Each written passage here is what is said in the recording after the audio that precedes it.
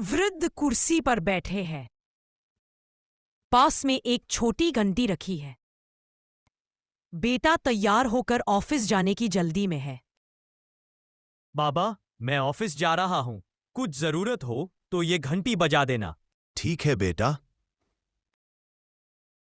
बेटा चला जाता है।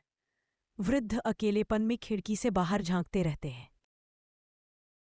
दरवाजे पर दस्तक होती है।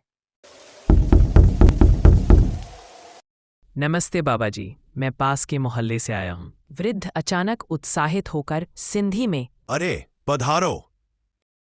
वाह, आप सिंधी बोलते हो? मैं भी सिंधी जानता हूँ।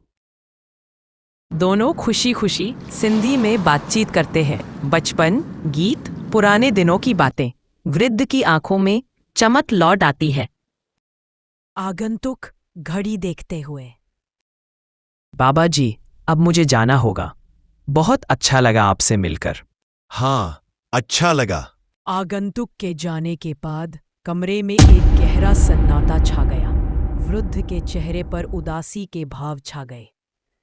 वह धीरे से घंटी बजाते हैं। बेटा दौड़कर आता है। क्या हुआ बाबा? सब ठीक तो है? हाँ बेटा, सब ठीक है। बस मैंने अभी अभी अपनी मातृभाषा सिंधी में शायद आखिरी बार किसी से बातचीत की है। अब ये आवाज शायद फिर कभी ना सुनाई दे। एक छोटे से कस्बे के पुराने मोहल्ले में एक वृद्ध व्यक्ति अपने बेटे के साथ रहता था। बेटे ने अपने जीवन की व्यस्तताओं में जगह बना ली थी।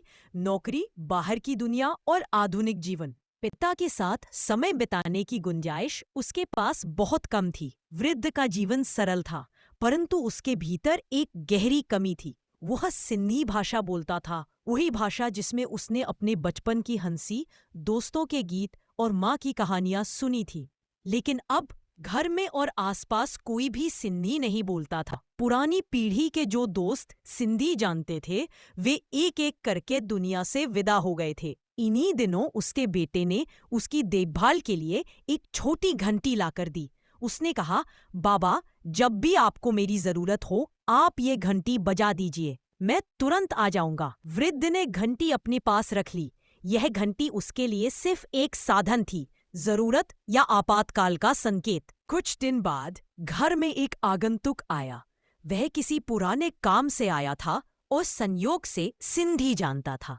जब वृद्ध ने उसे देखा और सिंधी में पधारो कहा, तो आगंतुक ने भी उसी भाषा में उत्तर दिया।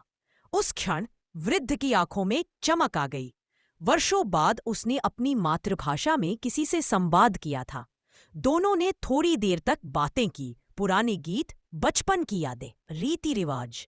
वृद्ध का मन जैसे फिर से जीवित हो उठा। लेकिन आगंतुक को जल्दी थी। वह विदा लेने लगा। वृद्ध की आंखें भर आईं। जैसे ही वह दरवाजे से बाहर निकला, वृद्ध ने धीरे से घंटी बजाई। बेटा दौड़कर आया। क्या हुआ बाबा, सब ठीक तो है? वृद्ध ने आहिस्ता कहा, हाँ सब ठीक है, बस शायद ये घंटी मैंने इसलिए बजाई क्योंकि अभी अभी मैंने अपनी मातृभाषा सिंधी में आखिरी बार किसी से बातचीत की है। अब यह ध्वनि शायद फिर कभी मेरे जीवन में नहीं लौटेगी। बेटा स्तब्ध रह गया। उस क्षण उसे एहसास हुआ कि यह साधारण सी घंटी दरअसल एक बहुत बड़ी चेतावनी है। इस तरह घंटी केवल वृद्ध की जरूरत का साधन नहीं रह जाती, बल्कि मातृभाषा के खोते स्वर और सांस्कृतिक विरासत के मौन का प्रतीक बन जाती है।